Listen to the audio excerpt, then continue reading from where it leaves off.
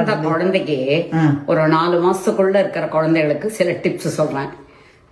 இது வந்து முதல்ல உரம் மருந்து. அது வந்து 11 நாள் ஆன உடனே குழந்தைக்கு வந்து உரம் மருந்து கொடுத்தாக்க அது குழந்தைய வளர்க்கும்னு பேரு. அந்த நாளில் நேச்சுரலாக குழந்தைய வளர்க்குறதுக்கு என்ன உண்டோ அதை பண்ணுவா. அதை நான் வந்து இப்போ எங்கிட்ட இருக்கிற சாமானை மட்டும் சொல்ல முடியும். இல்லாத சாமான பேர் சொல்கிறேன், குறிச்சுங்கோ. இது வந்து வசம்பு.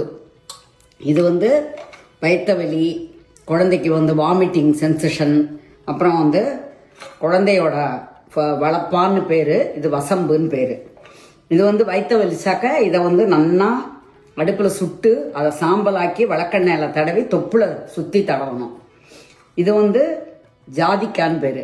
இது வந்து உடம்பு வெளியெல்லாம் போக்கி நல்லா தூக்கம் வரும் குழந்தைகளுக்கு, அதுக்காக ஜாதிக்காய்.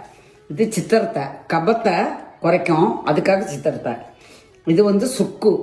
இது வந்து ஆல் பர்பஸ், குழந்தையோட உடம்பு வெளி எல்லாத்துக்குமே நல்லது.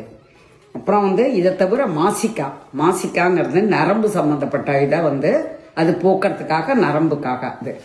அதுக்கப்புறம் பரங்கி சக்கைன்னு பேர். பரங்கி சக்கைங்கிறது வந்து அது வந்து வாய்வு கேஸ் கொண்டு இருந்தாக்கா அதை போக்குறதுக்காக அது.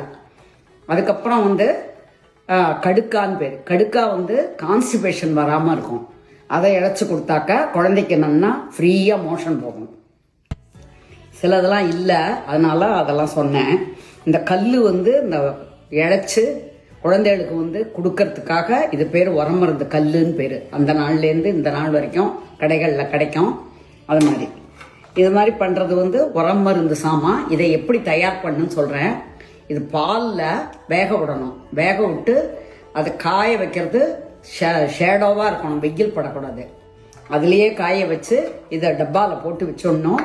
போட்டு வச்சுட்டு ஒரு 2 டேஸுக்கு ஒன்ஸ் அதை இழைச்சி எல்லாத்தையும் அப்படியே கொடுத்து பாலடையில் போட்டுறதோ அல்லது வந்து ஸ்பூனால் கொடுக்கறதோ அது நம்மளுடைய சாமர்த்தியம்.